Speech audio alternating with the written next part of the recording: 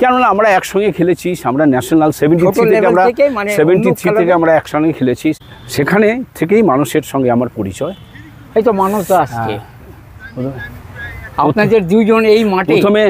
প্রথমে আমরা যে রাউন্ডে যে মাঠে খেলতে গিয়েছিলাম ইয়ের, আর যেখানে তো আমার জ্বর হলো, ওর সাথে আমার আলাপ হয়েছে 1973 ইয়েতে আগরতলায় আমরা তখন ওই গ্রুপ লিগের খেলা খেলতে গিয়েছিলাম। কেউ কাউকে চিনতাম আমরা কেউ চিনতাম না, গ্রুপ লিগের খেলা খেলতে। কিভাবে শুরু হলো এই দুটি? শুরু হলো বলতে আমরা ফার্স্ট ম্যাচ আসামের সাথে বোধহয় খেললাম।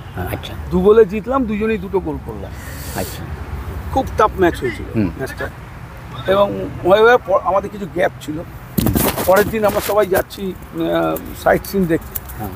সেখানে যখন আমরা যাচ্ছি, সকালবেলা যখন সবাই ব্রেকফাস্ট টেবিলে এসছি, আমি দেখলাম বিদেশ নেই। তা আমি ওদের যে প্লেয়ার শুভব্রত নাথ, তাকে জিজ্ঞেস করলাম, ভাই তোমাদের ওই কালো ছেলেটা কোথায়, লেফট আউট? বলে ওর তো কাল রাত থেকে প্রচণ্ড জ্বর। আমার জ্বর হয়েছে, তো ওরা দেখি সবাই চলে যাচ্ছে। তা আমি ওপরে গেলাম, গিয়ে দেখি একটা কোনাতে ও শুয়ে আছে, ওপরে ওরা ছিল, আমরা নিচে ছিলাম। দেখি ও খুব কষ্ট পাচ্ছে। তার মানে ওকে জিজ্ঞেস করলাম, তুমি কিছু খেয়েছো? বলে কাল রাত থেকে আমি কিছু খাইনি। ওকে কেউ খাবার এনে দেয়ও নি।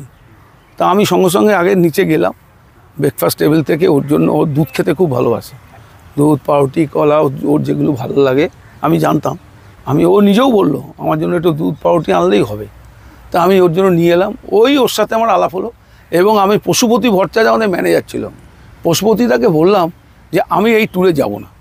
তখন বললো, তুমি নতুন এসছো, বাচ্চা ছেলে, তুমি এরপরে আর কোনোদিন আগরতলা আসবে কি না, দেখতে পারবে কি না? আমার কোনো দরকার নেই, ওই ছেলেটার জ্বর হয়েছে, সবাই চলে যাচ্ছে, আমি যাব না, আমি ওর সাথে বসে থাকবো, আমি গল্প করব। আমি গেলাম না।